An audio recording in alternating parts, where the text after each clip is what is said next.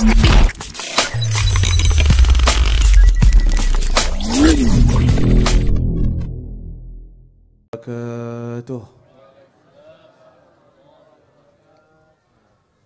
Alhamdulillah. Alhamdulillahilladzi hadana bi'abdihil mukhtari man da'ana ilayhi bil idzni wa qad nadana labbaika ya man dallana wa hadana. Allahumma salli wa sallim wa barik wa karim ala sayyidina Muhammad مفتاح باب رحمة الله عدد ما في علم الله صلاة وسلاما دائمين بدوام ملك الله وعلى آله وصحبه ومواله.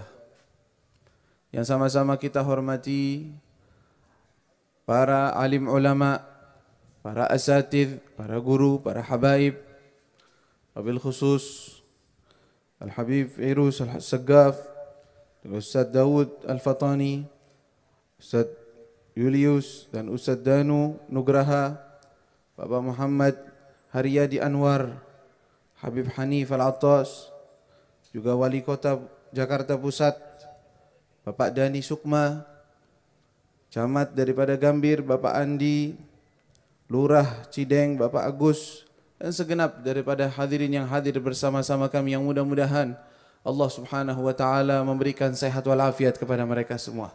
Allah berikan keberkahan dalam umurnya, dalam usianya. Allah berikan sehat dan afiat panjang umur dalam taat kepada Allah Subhanahu wa taala. Amin ya rabbal alamin. Alhamdulillah. Kita bersyukur kepada Allah Subhanahu wa taala yang atas limpahan nikmat Allah kita berkumpul di malam hari ini bersama-sama mengingat Allah Subhanahu wa taala. Bersama-sama dalam suatu majlis kita mengingat manusia pilihan Allah Subhanahu wa taala. Manusia yang paling dicinta oleh Allah Subhanahu wa taala.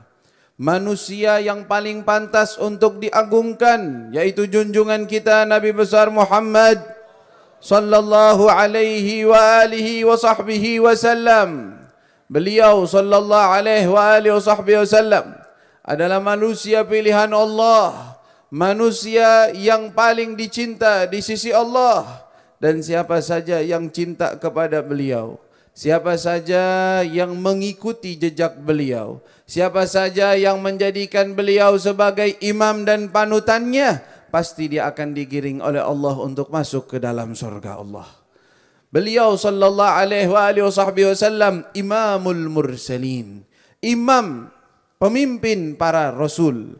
Beliau sallallahu alaihi wa alihi wasallam imamul muttaqin dan imamus salihin, pemimpin orang-orang yang bertakwa, pemimpin orang-orang saleh. Beliau sallallahu alaihi wa alihi wasallam.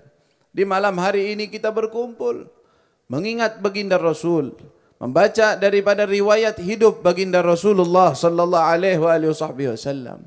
Salah satu penulisan karya indah di dalam menyebut tentang kehidupan Rasulullah sallallahu alaihi wasallam. Di dalamnya ada nasihat, di dalamnya ada sedikit daripada sifat-sifat baginda Rasulullah sallallahu alaihi wasallam yang harus kita ingat, yang harus kita tahu, yang harus kita jadikan beliau sebagai idola kita. Kita jadikan beliau sebagai pemimpin kita.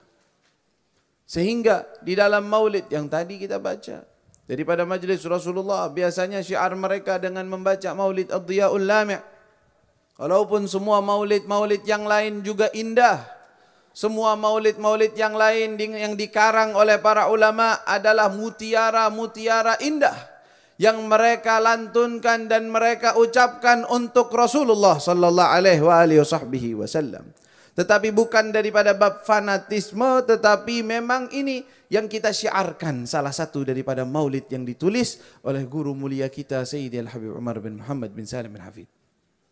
Beliau mengatakan di dalam maulid, pada fasal pertama dalam maulid tersebut, setelah menyebutkan tentang bersyukur kepada Allah dan salawat kepada Nabi, beliau mengatakan dan menegur kita semua. Beliau mengatakan, Ainal muhibbun? alladzina alaihimu badlun nufusi ma'an nafaisihana. Mana para pecinta? Mana orang-orang yang mengaku cinta Rasul? Yang mana tanda cinta mereka kepada Nabi? Alaihimu badlun nufusi ma'an nafaisihana. Maka bagi mereka yang namanya mengorbankan apa saja yang mahal, apa saja yang berharga, itu sangatlah mudah untuk mereka korbankan untuk Nabi Muhammad SAW. Kita semua ngaku cinta kepada Nabi Muhammad. Tetapi ketika kita melihat pada diri kita, ternyata keadaan kita jauh daripada sifat muhib, sifat orang cinta kepada Nabi. Kenapa? Orang yang cinta akan rela untuk mengorbankan apa saja yang mahal. Kita nggak dituntut engkau mengorbankan uangmu atau hartamu, enggak, nanti dulu. Pertama, engkau korbankan daripada sedikit dari waktumu untuk mengerjakan perintah-perintah Allah. Mengorbankan sedikit daripada syahwatmu, keinginanmu, keegoisanmu. Engkau tinggalkan untuk Allah dan untuk Rasulnya. Sehingga perintah-perintah Allah engkau jadikan yang nomor satu. Baru engkau bisa mengorbankan hal-hal yang lainnya. Kalau engkau tidak rela untuk mengorbankan waktumu, tidak rela untuk mengorbankan perasaanmu, tidak rela untuk mengorbankan keidolaanmu kepada Nabi Muhammad dan kepada apa yang dibawakan oleh Nabi Muhammad, jauh masih dari sifat-sifat para muhibbin, para pecinta. Ainal muhibbun? Mana tuh orang-orang yang cinta? Beliau sepertinya sedang mencari dari kita kesungguh-sungguhan dalam kecintaan kita kepada Nabi Muhammad SAW. Karena pasti saya yakin, seyakin-yakinnya tidaklah kita hadir, datang ke tempat semacam ini, rela untuk datang, sebagian terguyur hujan, keadaan basah, keadaan semacam ini dan itu, tidaklah mendorong mereka kecuali cinta kepada Nabi Muhammad SAW. Betul. Saya yakin itu. Tidaklah mereka rela duduk 1 jam, 2 jam, 3 jam untuk mendengarkan lantunan sholawat, untuk mendengarkan pembacaan maulid, untuk mendengarkan ceramah agama. Tidaklah mereka rela hal tersebut kecuali atas dasar cinta kepada Nabi Muhammad SAW. Tetapi hal tersebut perlu kita tingkatkan, perlu kita tambah, perlu kita jadikan benar-benar itu kenyataan di dalam diri kita. Karena itu beliau mengatakan ainal muhibbun?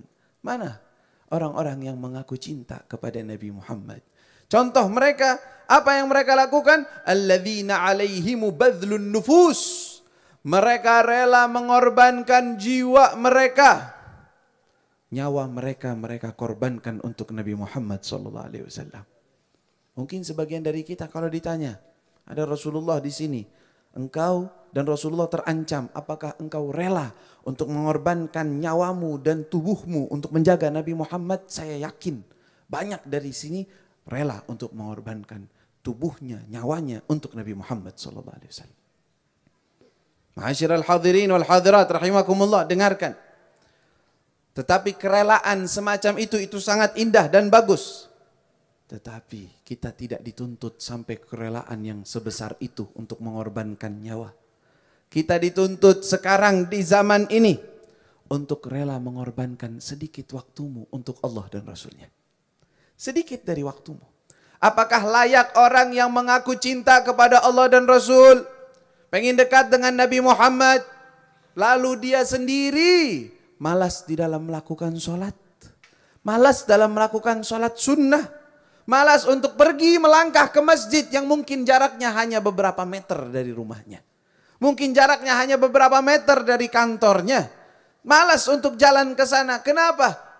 Karena terbawa daripada hawa nafsunya. Mana pengorbanannya?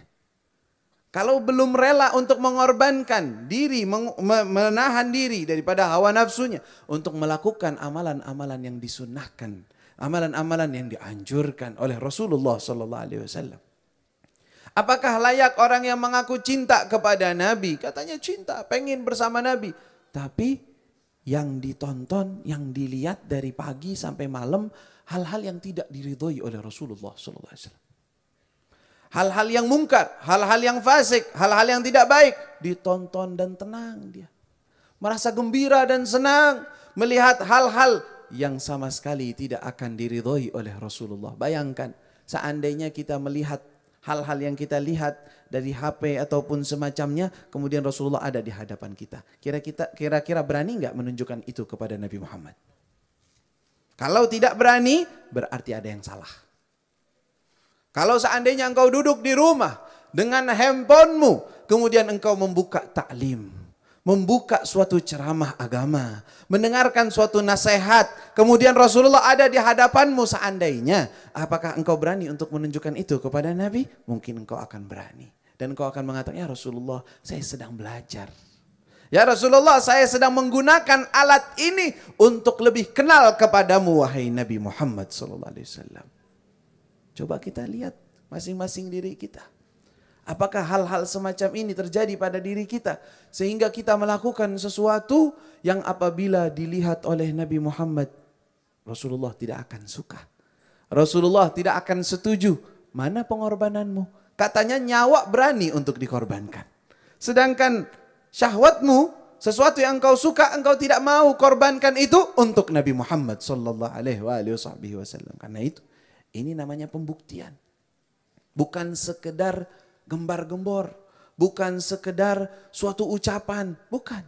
Tetapi pembuktian dalam praktek hidup sehari-hari sebagai pecinta Nabi Muhammad sallallahu alaihi wasallam. Ainal muhibbun alladzina alaihim badlun nufus. Diri mereka, jiwa mereka, mereka korbankan. Mudah mereka korbankan untuk Nabi Muhammad. Apa juga hal yang nafais, hal-hal yang mahal. Kita nggak dituntut banyak mengeluarkan harta kita atau apa, enggak. Kita dituntut untuk mengerjakan sunnah Nabi Muhammad. Hidupkan sunnah-sunnah Rasulullah di rumah kita. Apa pantas orang cinta kepada Nabi, di rumahnya ada orang yang nggak sholat? Apa pantas orang ngaku cinta kepada Nabi, pengen mendapatkan syafaatnya Nabi, tetapi perempuan-perempuannya masih buka auratnya di depan orang yang bukan mahramnya, bukan halalnya, dia buka auratnya dan merasa aman-aman aja. Merasa nggak apa-apa, saya nggak salah. Ini kenapa? Apa yang terjadi?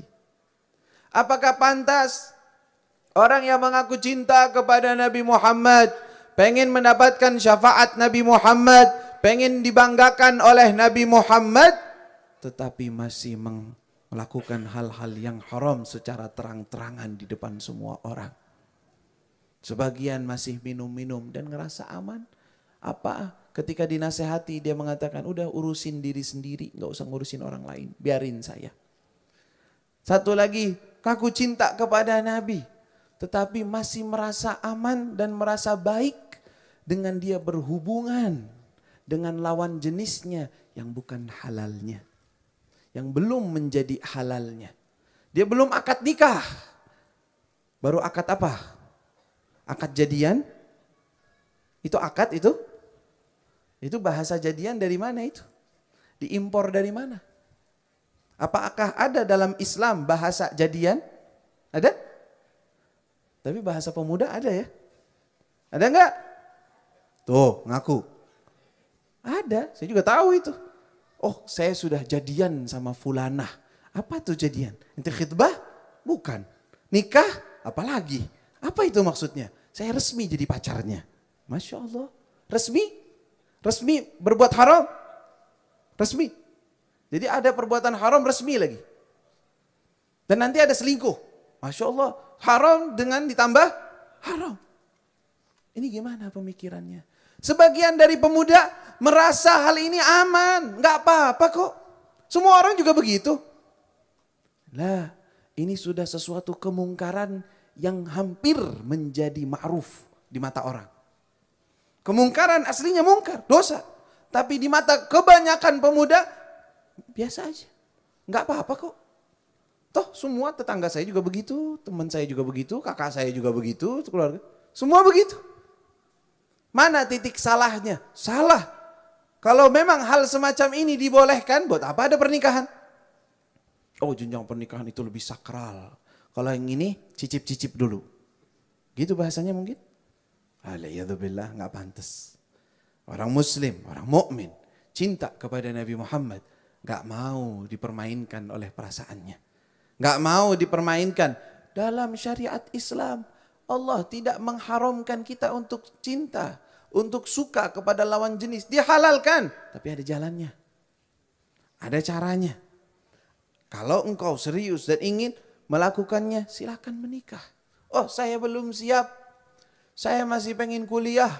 Saya masih pengen kerja. Ya udah, jangan macam-macam. Ngapain? Man hama haulal hima yushiku an yaqa'a fih. Siapa orang yang mendekati batasan-batasan yang diharamkan, mulai mendekati. Tadinya ada makanan, ini diumpamakan orang yang sedang mengembalakan hewannya atau kambingnya misalnya. Tapi di sana ada batas tanah orang, rumputnya bagus. Di sini juga ada rumput bagus. Tapi dia mengembalakan kambingnya di mana? Di pinggiran. Dekat sekali dengan batas tanah orang lain. Apa yang akan terjadi? Sadar atau tidak sadar, hewannya akan memakan dari makanan yang bukan miliknya. Dari milik orang lain. Begitu juga perumpamaan orang yang mendekati daripada perbuatan haram. Bahkan bukan haram lagi, itu udah haram. Tapi mendekati zina. Bukankah di dalam Al-Quran Allah Subhanahu wa ta'ala ketika mengucapkan dan melarang kita sebagai umat Islam, sebagai orang-orang yang taat kepada Allah untuk menghindari perbuatan keji seperti zina dan semacamnya, Allah mengucapkan tentang zina apa? Wala taqrabuz zina. Tuh lafadznya. Bukan wala taf'aluz zina. Tapi wala taqrabu. Janganlah kalian mendekati perbuatan zina. Karena zina itu biasanya enggak ujuk-ujuk zina.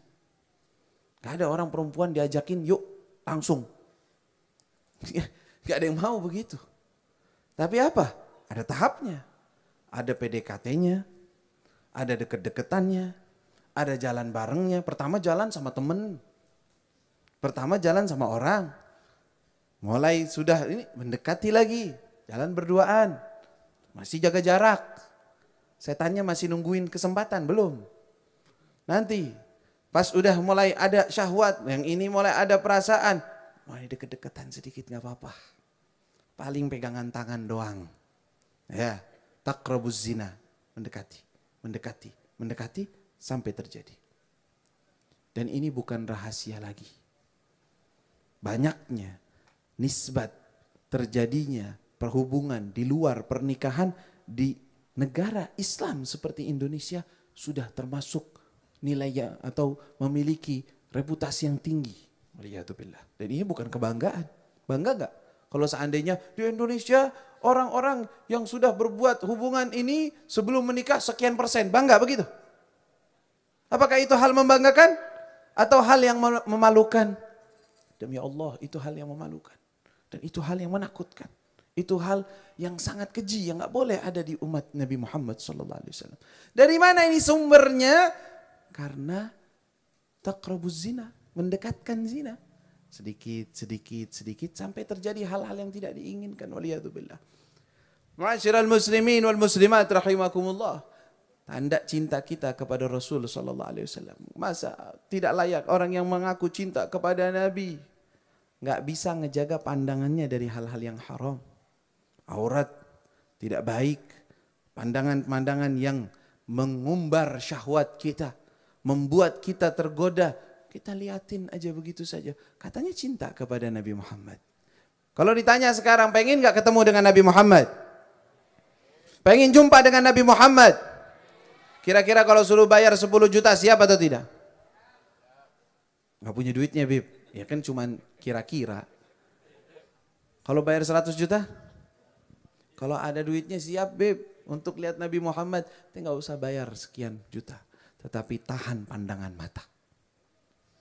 Gratis. Nggak pakai bayar. Tapi pakai apa? Pakai taqwa Allah. Pakai takut kepada Allah.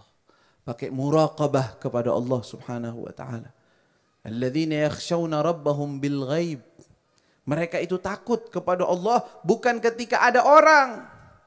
Ketika ada orang, Masya Allah, tampangnya alim, tampangnya soleh. Ketika nggak ada orang, paling bejat-bejatnya orang, waliyadzubillah. Enggak seperti itu. Mereka beriman kepada Allah dan taat kepada Allah di setiap waktu mereka. Tapi Habib, kalau seandainya terjerumus dalam perbuatan dosa, bagaimana? Emang bisa seseorang istiqomah terus dalam taat, tidak pernah berbuat salah, tidak pernah berbuat dosa? Memang hal ini jarang.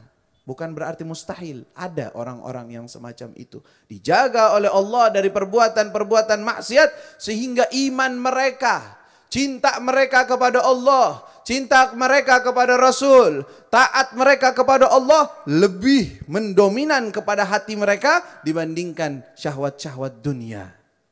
Bisa.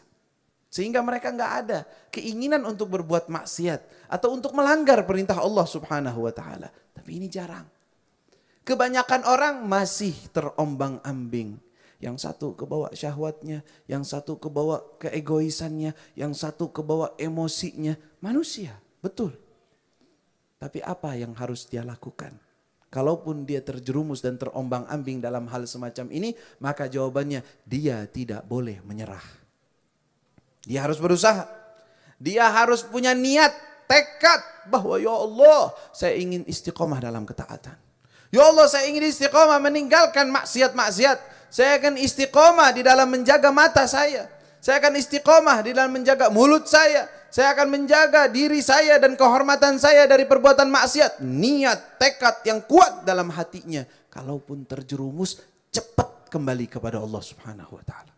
Kalaupun sampai jatuh, kalaupun sampai dia melakukan hal-hal yang tidak diridhoi oleh Allah, segera kembali kepada Allah Subhanahu wa taala, tidak keterusan di dalam maksiatnya.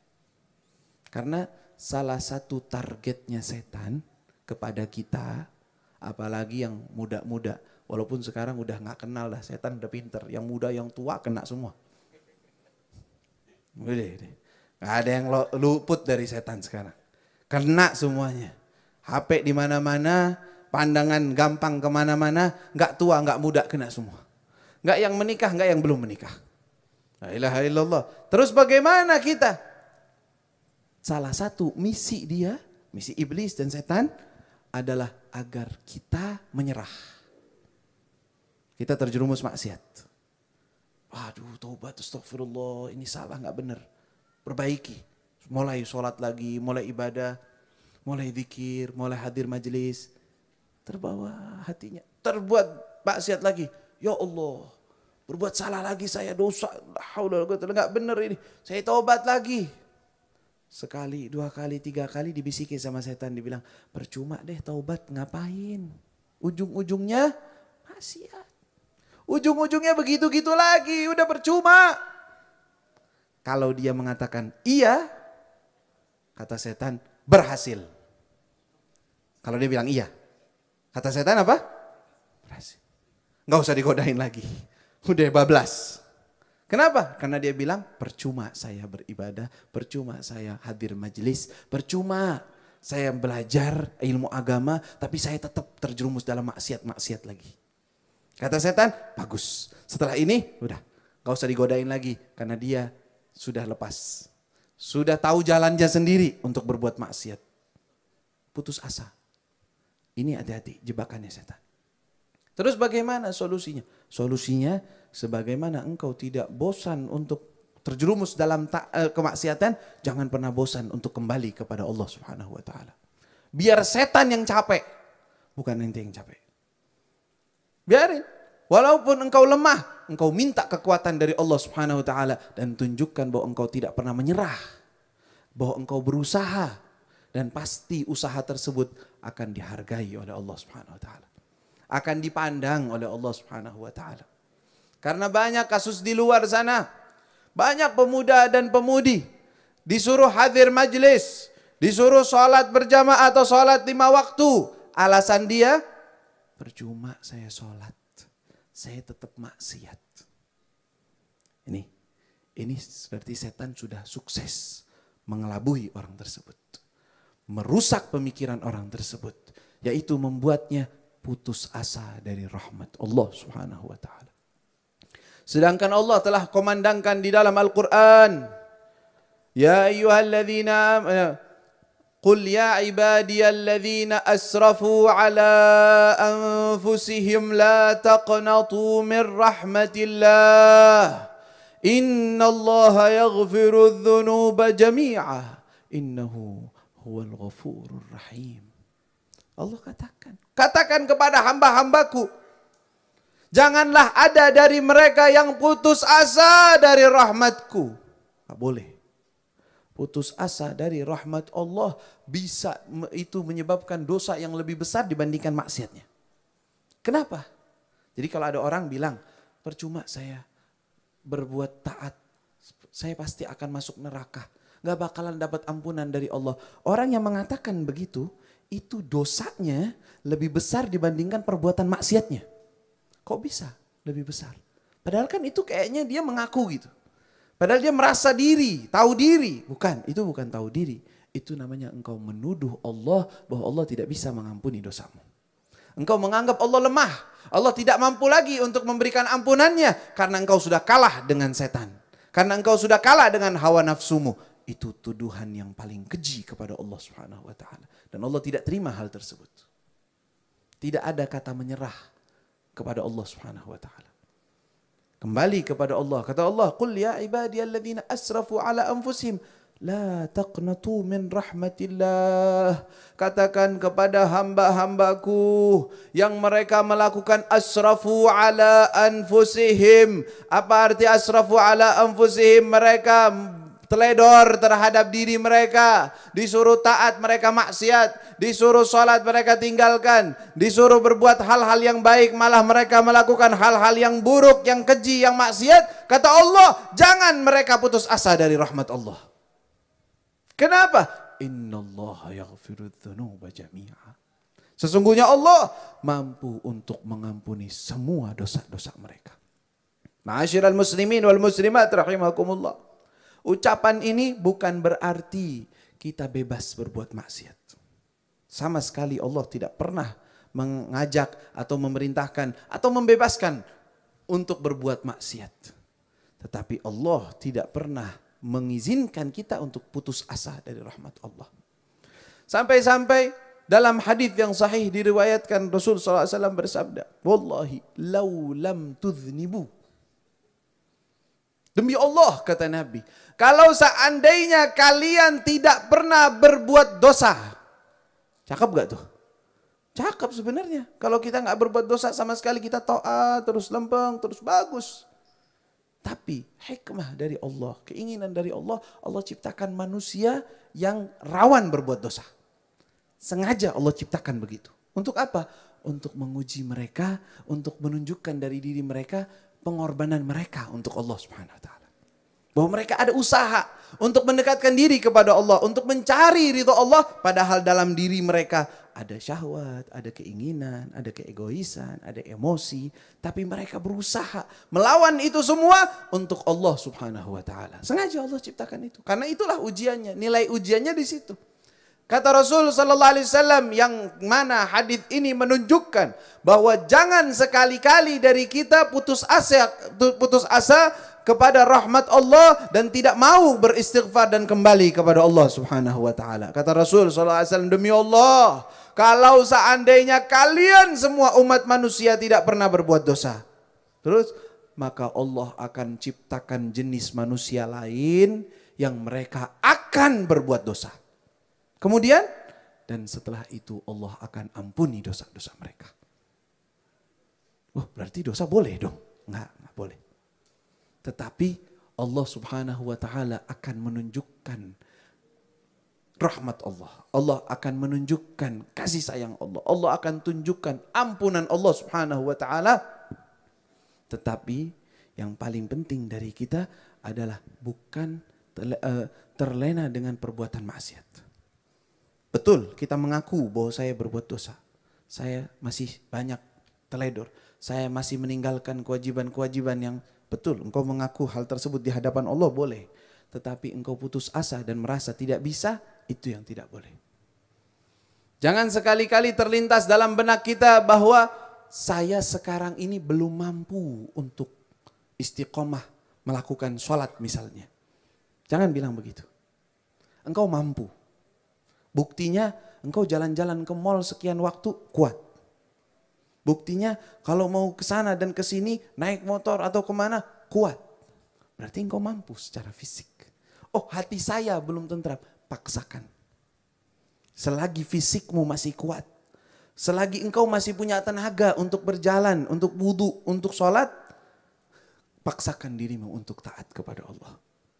Tapi Habib, saya ngerjain sholatnya ini ada terpaksa gitu. Betul, saya tahu wajib sholat, wajib ibadah. Saya tahu itu dosa kalau saya ninggalin sholat. Tapi terus terang Beb, kalau saya sholat saya kayak ada keterpaksaan. Jadi saya kayak maksain diri gitu. Padahal malas bener gitu. Gimana itu? Apakah saya berarti nggak ikhlas Beb? Mendingan nanti aja kalau sudah hatinya tentram baru saya sholat. Ini juga bisikan setan, hati-hati. Jangan sekali-kali menunggu hati tentram, hati senang untuk melakukan ibadah. Ini salah satu jebakan iblis.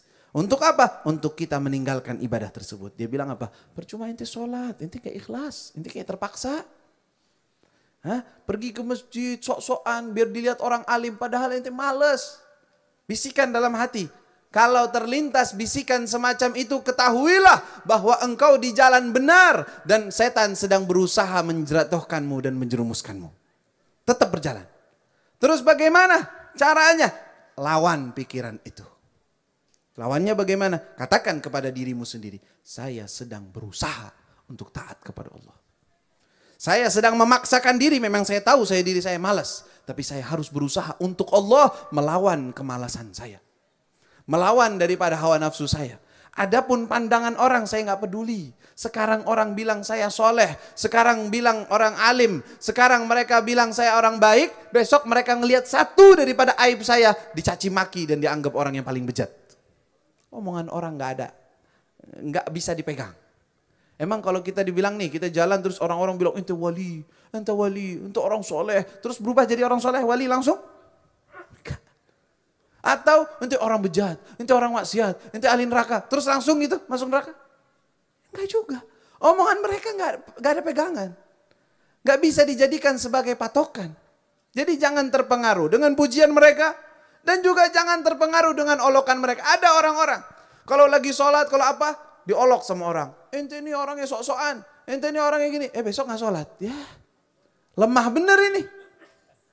Baru diejek dikit udah gak sholat. Gimana lihat para sahabat? Mereka diejek, mereka dipaksa, bahkan disiksa. Untuk meninggalkan agama mereka. Mereka tetap berpegangan dengan agama mereka. Tidak sama sekali goyang. Kita baru diolok dikit. Sekarang jadi orang alim, pergi ke masjid. Besok nggak datang lagi ke masjid. Kenapa? Diomongin sama orang. Saya males Ini saya di rumah aja deh. Lemah bener ente. Giliran ente pakai baju compang-camping, giliran pakai macam-macam, gaya rambut macam-macam, kata orang, apaan tuh gaya begini. Tetap aja bangga jalan. Tetap aja merasa hebat. Padahal memalukan. Padahal nggak ada bagus-bagusnya dalam nilai agama. Giliran yang bagus di dalam agama, malu. Giliran yang bagus dalam agama, merasa minder. Ini salah kaprah ini. Atau ada perempuan, tadinya buka aurat, tadinya nggak pakai kerudung. Besok, udah astagfirullah, saya dengar ceramah Habib. Udah besok saya mau pakai kerudung.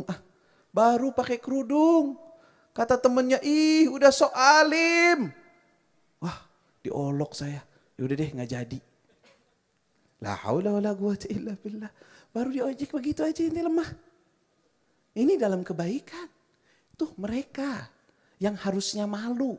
Pergi ke jalan-jalan pakai baju nggak jelas bajunya bagaimana. Ya, kita lebih rapi, kita lebih rapet. Kita nggak kelihatan apa-apa kecuali kaki sama telapak tangan kita yang laki. Yang perempuan semuanya kelihatan dari ujung ke ujungnya. La ilaha illallah. Wah, dia nggak malu. Kalaupun ada yang godain dia atau ngerasa, saya nih bisa menarik. Dia nggak malu dengan maksiatnya. Engkau malu dengan ketaatanmu? Apa ini nggak aneh?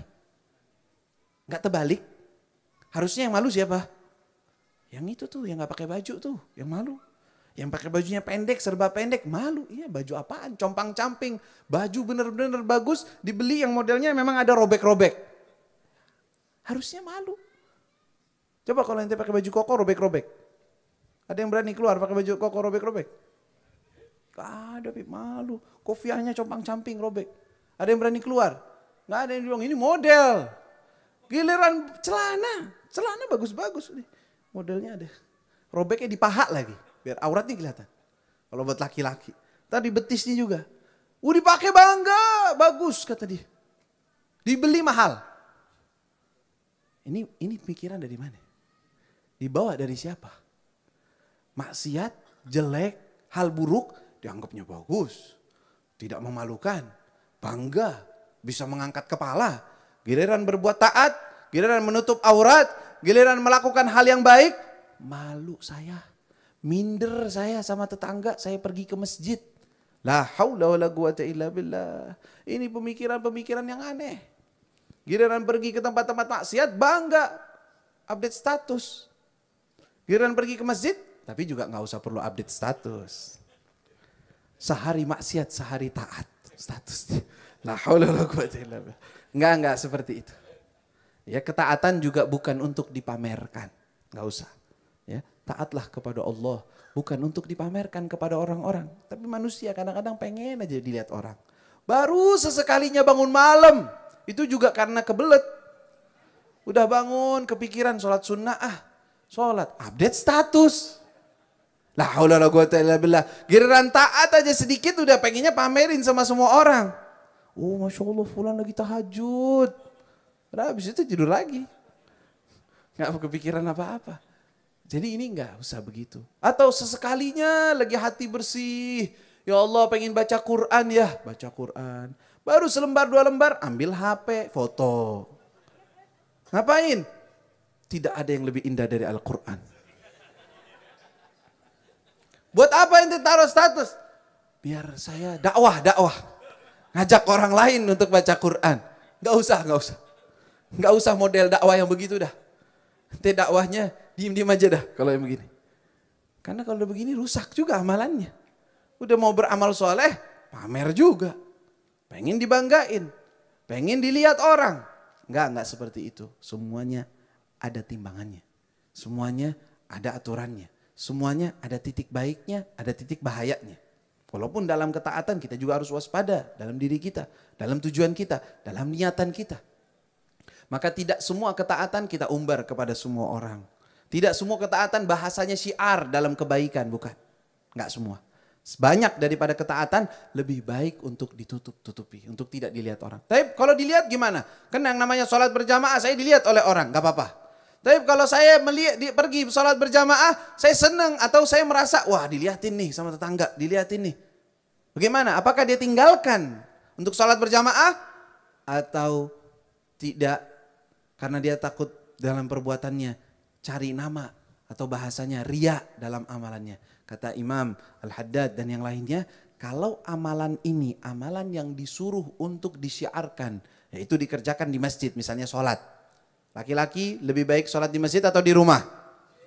Di masjid. Sudah itu nggak usah dibilang. Fulan sholatnya di rumah, itu urusan mereka. Tapi secara umum hukum sholat di masjid tidak ada yang lebih afdal dari itu. Hai, sekarang itu syiarnya. Tapi saya kalau sholat ke masjid, saya dilihatin sama tetangga. Saya takut riya. Lebih baik saya sholatnya di rumah saja ya. Enggak, kata para ulama, engkau tetap paksakan diri pergi ke masjid. Kalau terlintas dalam dirimu, ya Allah pengen dilihatin orang. Oh fulan biar lihat saya, lawan. Bagaimana cara melawannya? Katakan kepada dirimu, amalan semacam ini bukan ditunjukkan untuk fulan atau fulan. Amalan semacam ini hanya untukmu ya Allah.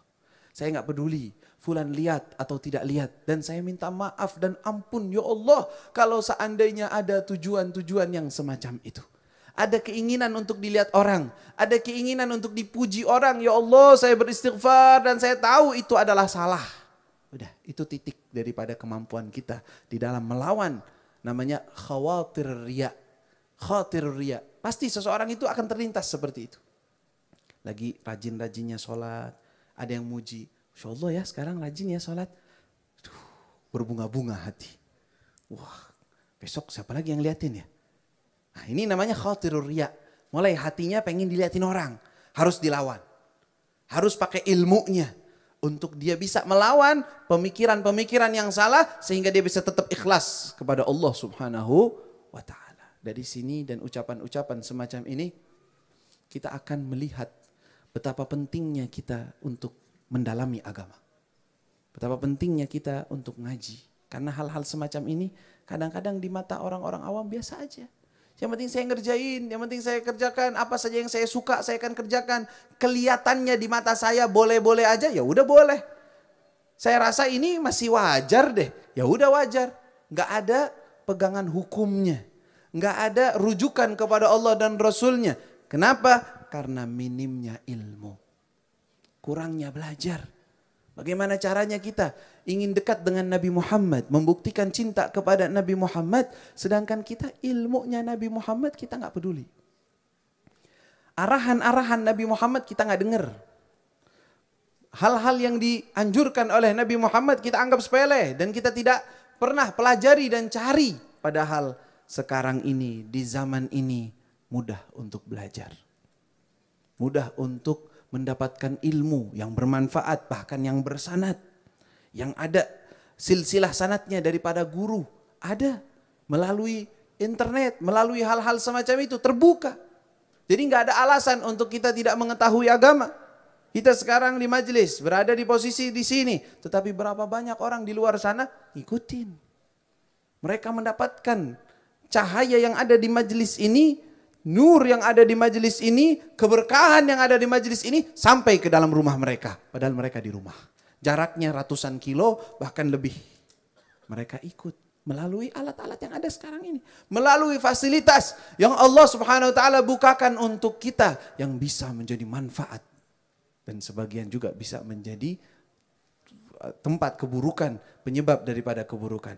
Mudah-mudahan Allah subhanahu wa ta'ala memandang kepada kita semua. Allah subhanahu wa ta'ala mengampuni dosa-dosa kita semua. Ya Allah, Engkaulah yang telah menghadirkan kami dalam majlis yang penuh keberkahan ini, ya Allah. Dan kami semua mengaku bahwa kami ini cinta kepadamu, cinta kepada Nabi Muhammad.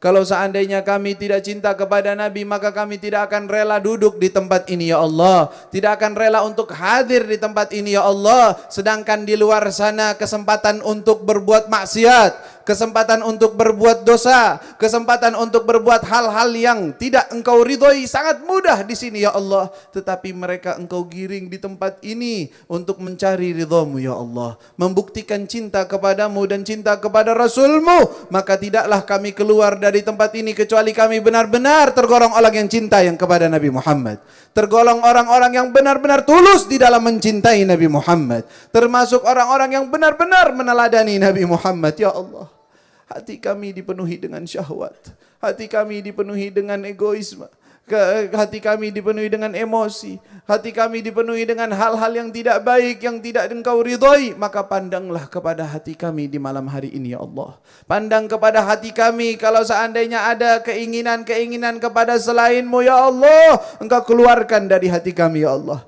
Jadikan kami orang-orang yang tulus dan ikhlas di dalam beribadah kepadamu, ya Allah. Jadikan kami orang-orang yang benar-benar kuat untuk meninggalkan maksiat-maksiat-Mu. Ya Allah, kalau bukan kekuatan dari-Mu, kalau bukan taufik-Mu, kalau bukan bantuan dari-Mu, demi Allah kami tidak akan sanggup untuk meninggalkan maksiat. Kami tidak akan sanggup untuk meninggalkan hal-hal yang dosa. Sedangkan perbuatan-perbuatan dosa sangat mudah untuk kita dapatkan. Ya Allah, berikan kekuatan kepada kami semua, ya Allah. Berikan kekuatan kepada hati kami agar kami bisa meninggalkan hal-hal yang mungkar, hal-hal yang tidak diridhoi oleh-Mu, ya Allah. Ya Allah, dan jadikanlah keberkahan dari majlis ini, dari perkumpulan ini sebagai sebab pertolongan kepada saudara-saudara kami yang sedang ditindas, ya Allah. Orang-orang di luar sana, khususnya di kota Gaza, yang mereka sedang diperangi, yang mereka sedang diserang, demi Allah, hal tersebut tidak terjadi kecuali karena lemahnya kita, lemahnya iman kita, lemahnya hubungan kita dengan Allah dan Rasul. Salah satu penyebab terjadinya tindasan-tindasan semacam itu, ya Allah. Maka dengan hadirnya kami di majlis ini, dengan pandangan rahmat-Mu, angkat ya Allah daripada hal-hal yang terjadi kepada mereka ya Allah. Berikan kemenangan kepada mereka ya Allah. Jauhkan daripada gangguan orang-orang yang mengganggu mereka ya Allah. Tindasan-tindasan tersebut Engkau kembalikan kepada orang-orang yang menindas ya Allah.